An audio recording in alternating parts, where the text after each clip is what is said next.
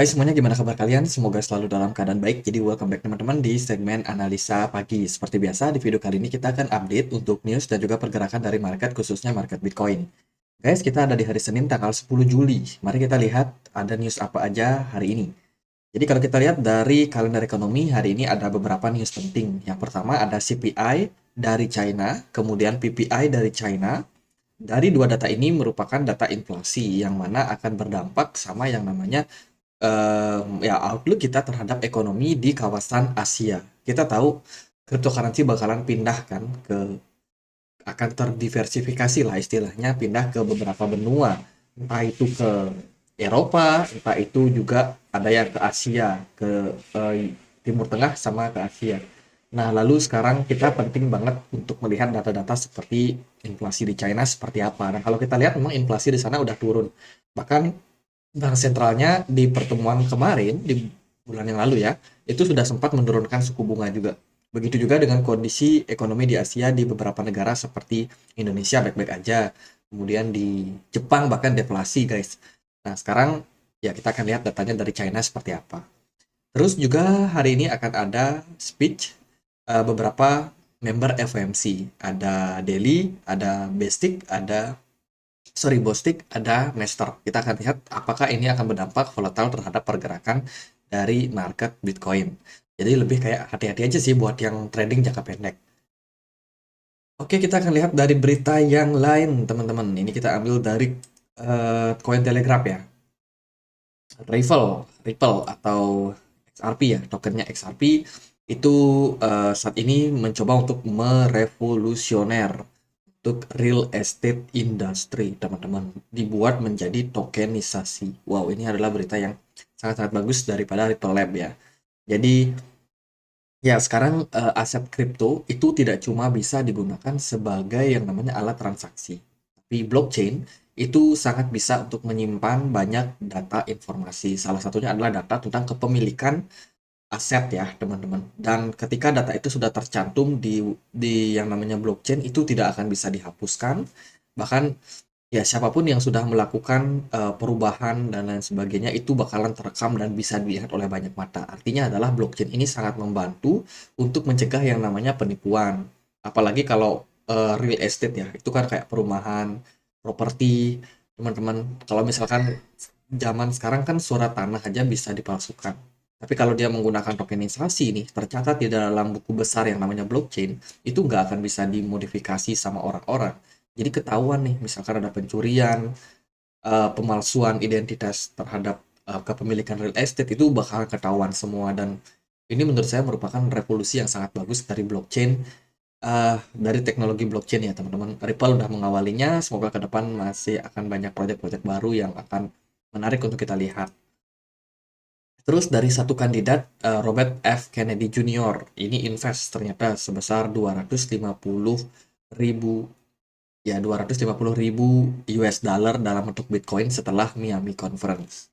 Ini diketahui teman-teman jadi salah satu kandidat presiden untuk Amerika Serikat yang bakalan maju ya. Ini ternyata diam-diam udah mengkoleksi Bitcoin sejak bulan Mei kemarin, teman-teman. Jadi ini tercatat ya, adopsinya tercatat sekarang sudah dipublikasikan ke publik.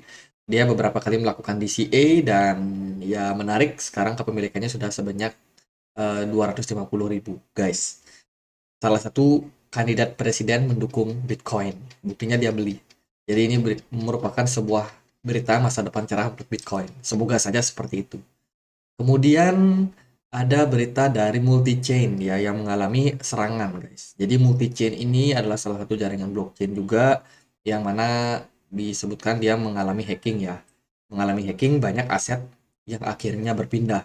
Bahkan kemarin Phantom Foundation itu gerak cepat teman-teman, langsung menghentikan segala transaksi yang bergerak berkaitan sama multi-chain. Ini merupakan antisipasi yang dilakukan oleh Phantom supaya tidak pencurian dari aset ini tidak meluas. Jadi ya ini merupakan aksi yang bagus. Sementara itu pergerakan dari token multi udah drop sangat signifikan dalam beberapa hari ya. Jadi tokennya multi, namanya multi teman-teman.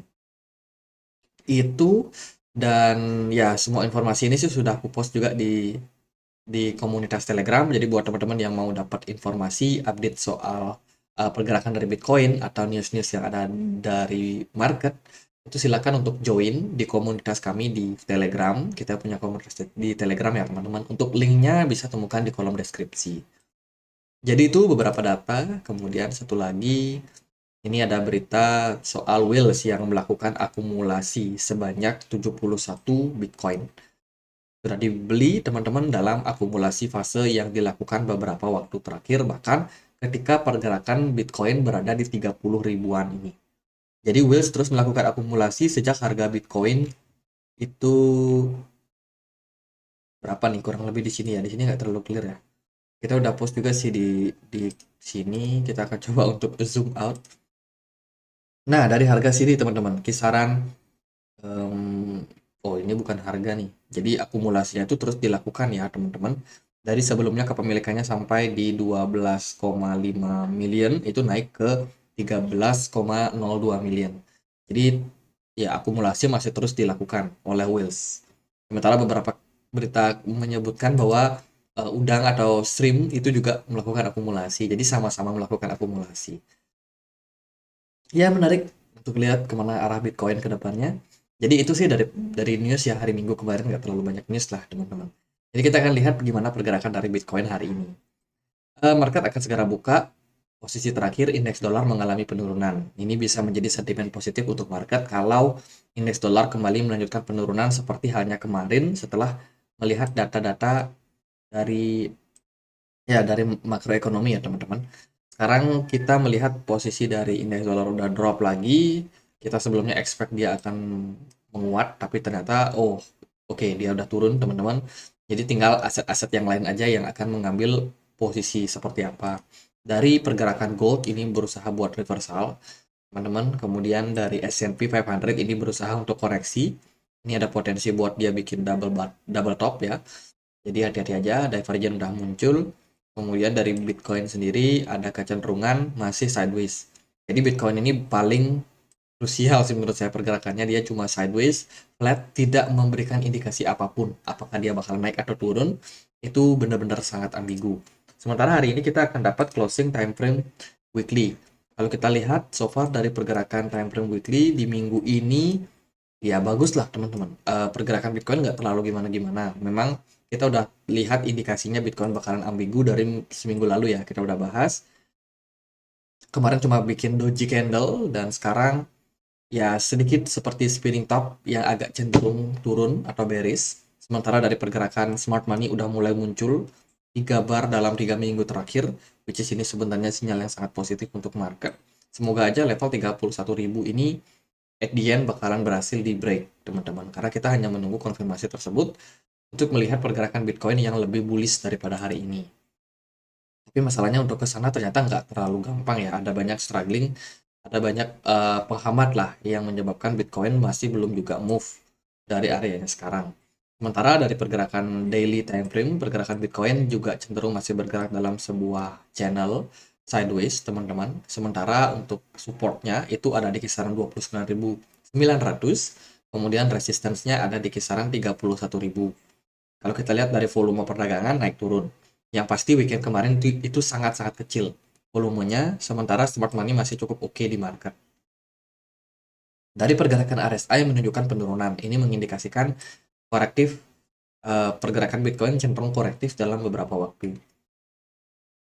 Itu sih paling untuk pergerakan 4 jamnya ya masih cenderung sideways aja di range tersebut teman-teman. Di 29.900 sampai dengan 31.000 kita belum melihat konfirmasi.